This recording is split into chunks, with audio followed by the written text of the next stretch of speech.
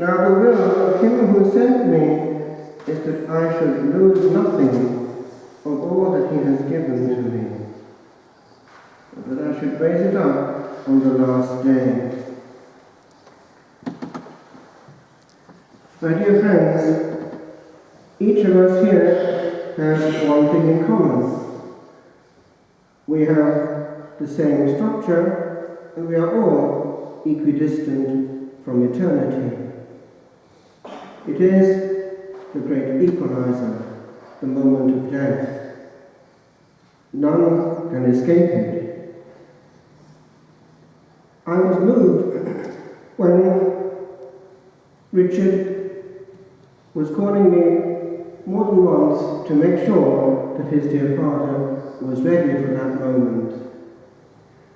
It's a great consolation for a priest. Unfortunately, in Italy, where I was ordained, it wasn't the case very often in the country. People didn't call the priest lest it upset the person who was dying. They knew what it meant. And so they called us afterwards. It's a great grace when a person like Richard is able to receive in full lucidity all the sacraments of the Church and go in peace to the one who gave him life. But with this invitation, go, but come back to me. Your destiny is with me. And as we heard in the first reading, life isn't that long. Vanity, wind, one generation comes, another goes.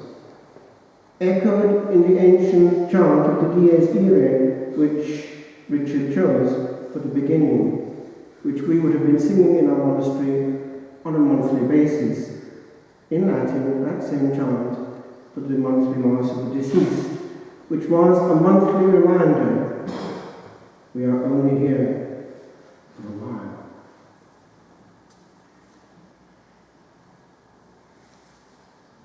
The death of a father does hit a son, and so Richard and all concerned have our deepest sympathy.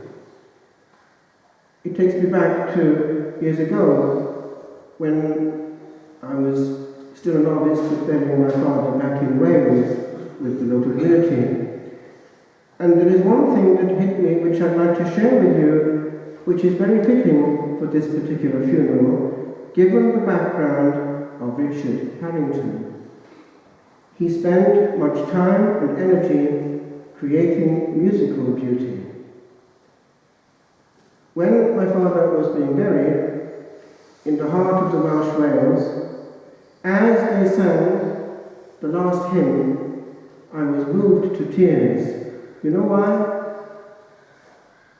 Put the Welsh people in church and then split into four-part harmony automatically and raise the roof, and they'll repeat. It's something that we have not lost from the Garden of Eden.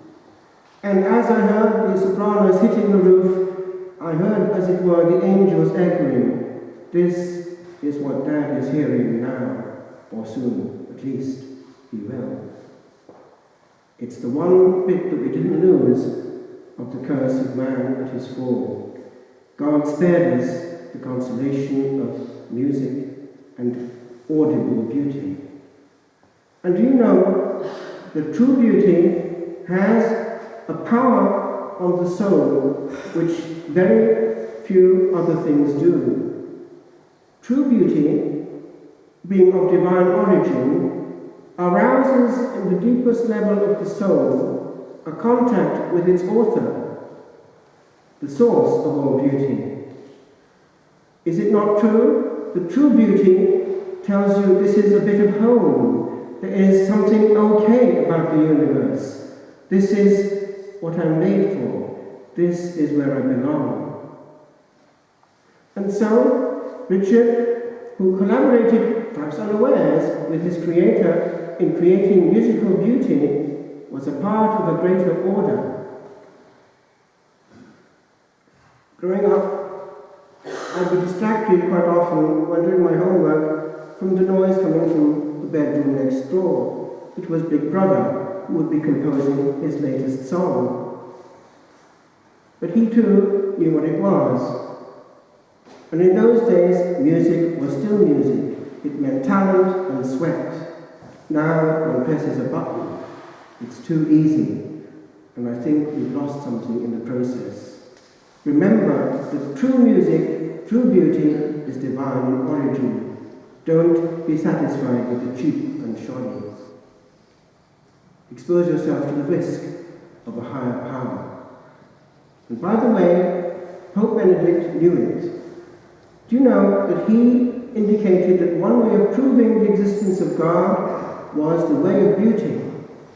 If this is the power of beauty, musical beauty, there is something behind it, and we are touching that power. And he would spend long hours in musical beauty, even as a poet. There is also another element which is interesting in Richard Harrington's life. It's the fact that he was aware of the importance of creating beauty on the page. He would spend long hours to get it right. He was an inventor of beauty, of techniques. Again, hours of mental sweat.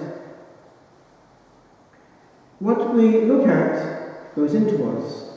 The words that we read have an impact on what we are. Choose, therefore, well how to spend what goes into your day.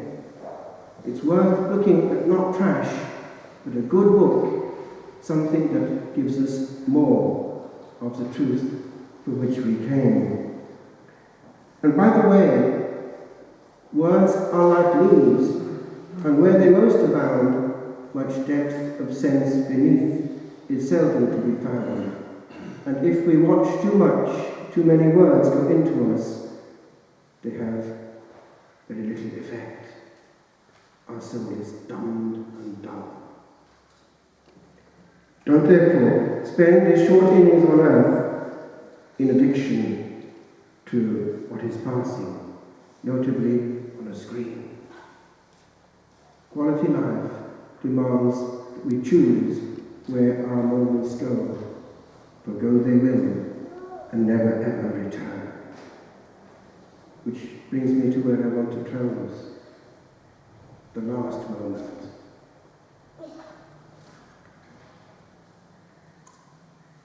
When I heard that he'd gone, I was quite shocked because he went quite quickly.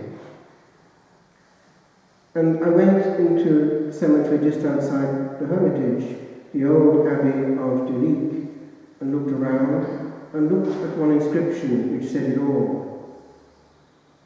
I share this with you and leave it with you, reminding you, as it does myself, that this is where we all meet, the one common factor, the great full stop, the great journey from which no traveller returns. What do these eyes now see, Richard?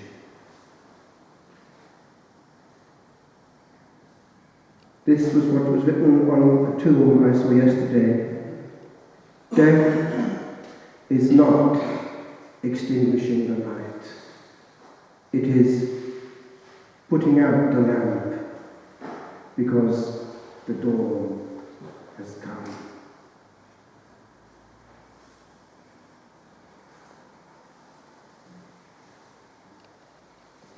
Safe onward journey, dear Richard. What is a breath that comes, but not again, upon an hour its own? What is a sigh upon the dark that is the mark of pain, ne'er more to be?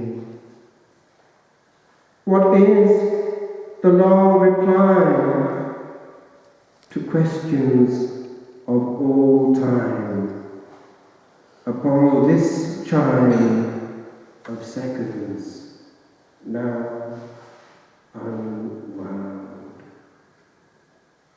What is't to die and lie in lands unknown, where never rhyme nor reason of our brain can pierce this sky.